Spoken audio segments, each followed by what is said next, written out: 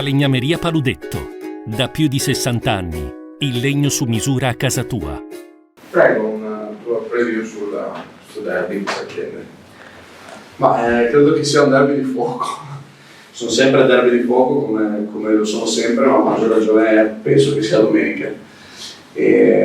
Loro sono 0-3, hanno bisogno di vincere in casa. Quale migliore situazione possibile per vincere contro di noi sarebbe per loro un cambio di rotta, quindi credo che saranno veramente agguerriti e pronti a dar battaglia su tutti i palloni.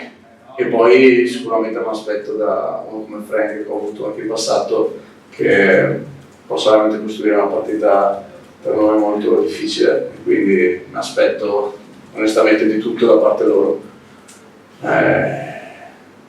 E niente, noi invece dobbiamo cercare di pulire un po' le scorie di qualche sconfitta, di qualche misunderstanding, per riuscire ad arrivare con la mente pronta, perché non sarà solo, credo che non sarà solo una partita di fisico, di corsa, ma per andare a vincere lì sappiamo che bisogna metterci la testa, perché un derby con un Valverde così infuocato come sarà, dovremmo essere veramente tutti collegati insieme. Sono cose scontate che si dicono sempre, ma a maggior ragione questa volta proprio da sottolineare. Credo che questa sia la chiave, perché poi abbiamo visto in prestagione che noi con loro siamo una squadra che si può matchupare molto bene, anche loro sono una squadra che giocano molto di talento, un po' come noi, però in casa sappiamo che da loro non sarà così facile come è stato magari nelle precedenti due uscite, quindi dobbiamo andare lì anche belli collegati mentalmente. Senti, è una partita speciale, l'ho detto adesso. Tu da capitano hai spiegato che i ragazzi, quelli che non hanno mai fatto il derby, che partita sarà? Tipo, non so, Tucker, Sims, bravo. Oggi è venerdì, non ho ancora fatto. No, adesso stiamo una cosa alla volta. Stiamo lavorando in campo prima per togliere, come dicevo prima, per pulire un po' il nostro gioco e poi adesso sicuramente domani ci sarà modo di parlare con i ragazzi per fargli capire che non è una partita come le altre, che una città intera ci guarda e non è una partita che se vince o perdi è uguale, e non lo è neanche per loro, e quindi è giusto metterci un'attenzione maggiore come dovrebbe essere tutte le partite, ma ovviamente queste sono le partite da vincere. Parlando di Frank Vitucci, ecco, che ricordi hai di lui in particolar modo come persona e come allenatore? Questa è una cosa che hai fatto bene a dirmelo, perché nessuno me l'ha mai chiesto e ho l'opportunità di dirlo oggi con la stampa, che grazie a lui non sono qua. Lui è stato il primo a farmi giocare in Serie A, che avevo 18 anni, a farmi giocare 20 minuti a partita, dammi una squadra in mano praticamente, nel mio primo anno a Treviso, e questo devo ringraziarlo. E poi mi portò anche a Varese, quindi sicuramente per me è stata una persona speciale.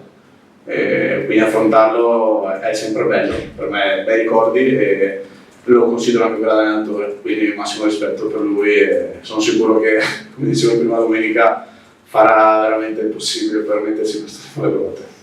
Anche perché loro, è vero che sono 0-3, però la classifica non rispecchia la qualità loro. Assolutamente, le partite non vuol dire niente.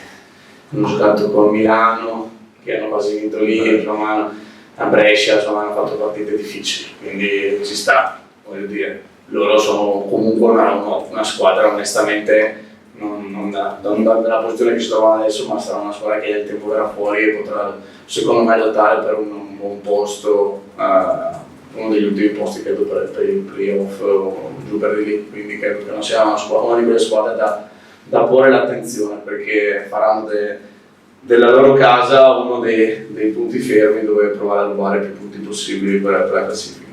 Senti, non riuscite mai a giocare una partita completa? Questa è una bella domanda, ma siamo in tanti. Penso che le scuse degli infortuni non lasciano il tempo che trovano, per il mio pensiero, onestamente.